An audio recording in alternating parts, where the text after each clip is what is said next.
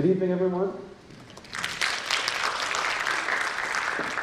Good evening, chairman, principals, teachers, guests, and parents. Thank you very much for coming to our events tonight, and it's my greatest support that you can give me while I'm speaking, because I'm not used to speaking in front of people.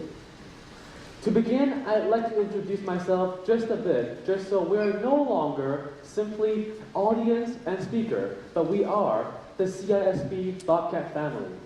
My name is Louis, currently a grade 12 student in CISB, and I've been in this school for the past 8 years, since grade 5. I've served the school with many titles. For example, Steering Council President, Immigrant Children Foundation Vice President, along with many other extracurriculums that our school provides. Overcoming barriers. This is our theme for tonight's lecture. Audience members, if you think that you've encountered with at least one barrier in your life that shaped you as a person, can you please show your hand? Quite a lot. The thing is, I don't know where each of you are with your life right now. I don't know what you want to be in your future, and I don't even know what we will encounter tomorrow. But I remember every single bad person who placed barriers in my life that gave me such a great impact and courage to stand here tonight to share with all of you my story. How did this kid that doesn't do well in all aspects before grade 9 ended up in 8 top 100 universities around the world? How did this kid that teachers ignore him in grade 5 ended up receiving $100-something thousand scholarship from those universities? What were the barriers that shaped me as a person? So the story began in August 30th, 2010, where it was my first day in CISB. I remember that morning at 8 o'clock, I opened the door of room W309. That was my first homeroom in grade 5. I opened that door, and then I realized not only I am the only new student in the homeroom, but I'm also the only new student in the entire grade 5. So everyone just stared at me as if I'm an alien who just arrived planet Earth, or as a penguin who swam from South Pole all the way to North Pole, surrounded by hungry polar bears. Like, they're like, what are you, man, seriously? So I was like, it was no big deal.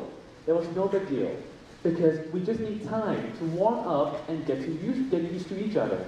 So I thought, in a week or two, we'll all be friends. But I never realized that I was horribly wrong for 4 years. When I was in grade 5, I was 155 centimeters tall, but I weighed over 90 kilograms, over 200 pounds. Due to the fact that I'm oversized, nobody, not even one, was willing to be friends with me. I remember every day during class, I looked at all my other tables. They were either full or overpacked. But even if it's overpacked, nobody was willing to join my table. I was alone because I was overweight.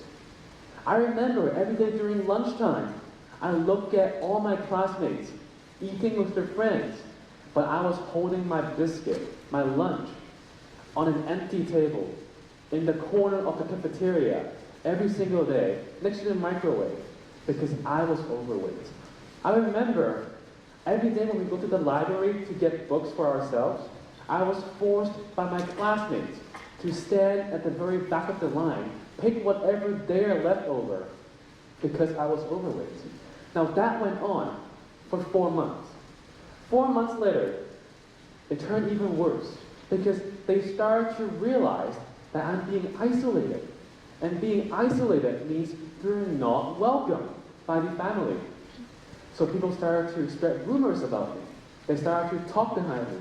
And they started to verbally bully me. And that was when I decided to lock myself out from the rest of my classmates for the entire year. So when I'm in grade 6, I thought, the situation can only be better because we're in a new environment. From there, I moved to that side of the building. It was a beautiful place. I thought to myself, it can only be better because we're in a new environment and I am no longer the only new student.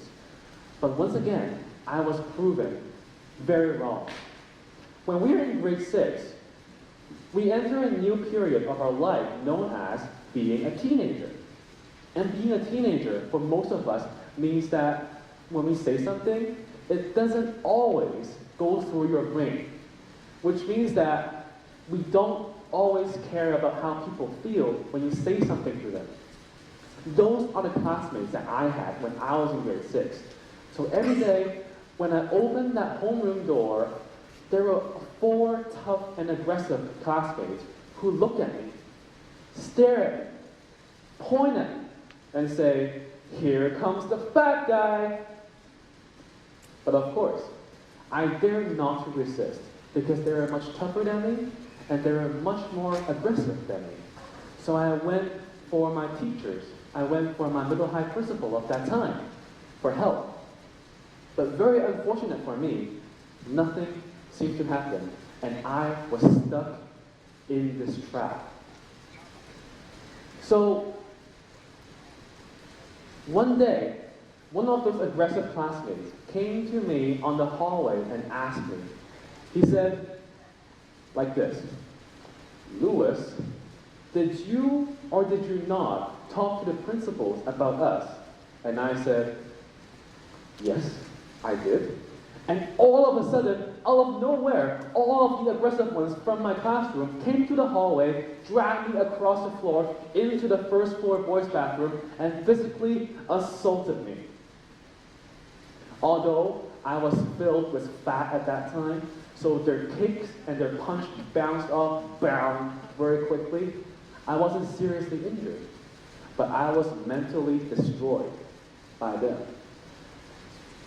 From that point since, I resist to come to school. I struggle to pay attention in class, and I try my best to avoid any eye contact with anyone because I was afraid that one of them will just drag me into the bathroom and assault me. So in my grade 6 year, within one semester, my grades dropped from the top to the very, very bottom. I remember there was pressure everywhere at that time. My parents, they barely talked to me because my grades were so low.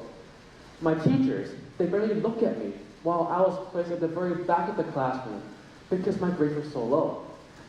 That went on from grade 6 all the way to grade 8. It was dark, it was hopeless, it was desperate for me. Of course, if what I just said happened right now, in 2018, it will get solved very quickly because we have an incredible administration team whose priority is always your child. But when I was in grade 6, that did not happen. So now, you might wonder, what triggered me to make such a change for my life?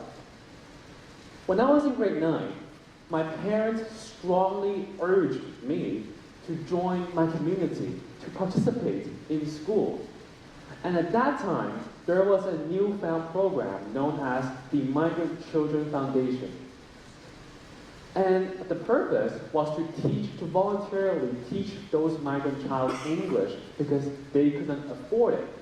And hopefully, in the long run, we can make a change for their family to stay out of poverty. And it was my very first time going to that migrant children's school.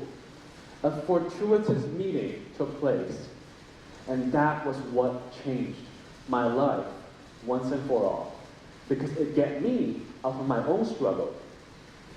I remember it was a Saturday morning. It was a very, very, very, very freezingly cold Saturday winter morning when Mr. Hambrook and I went to the migrant school for our very first time. And I remember